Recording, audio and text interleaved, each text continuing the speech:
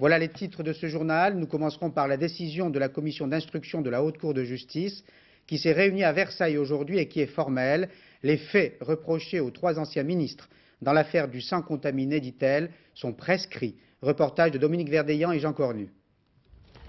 Ils viennent d'appeler Laurent Fabius. Ils viennent de lui dire que la commission d'instruction n'a suivi ni leurs arguments, ni les réquisitions du procureur général. Pour les hauts magistrats, les faits sont prescrits. Pas question de poursuivre l'ancien Premier ministre pour non-assistance à personne en danger.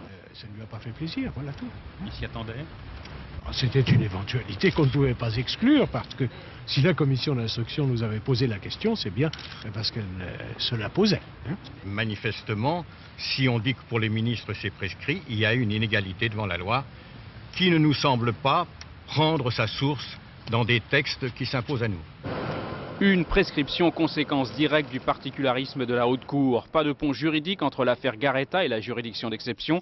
Le temps est passé. En un mot, les parlementaires se sont réveillés trop tard. Les magistrats de cassation ont indiqué que l'action publique était mise en mouvement par le vote des 2 assemblées et non pas par réquisitoire d'un procureur de la République. Pour la Haute Cour, le point de départ de la prescription, c'est le premier acte des 2 assemblées.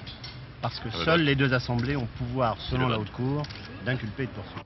C'est donc une navette qui attend le volet politique de l'affaire du sang contaminé. Au procureur général de saisir l'une des 2 chambres et aux parlementaires de revoir leur copie, en retenant cette fois-ci un délit non prescrit, l'homicide involontaire, par exemple, que soufflent dans leur arrêt les magistrats de la Haute Cour de justice. D'où un nouveau débat politico-juridique sur fond d'élections législatives.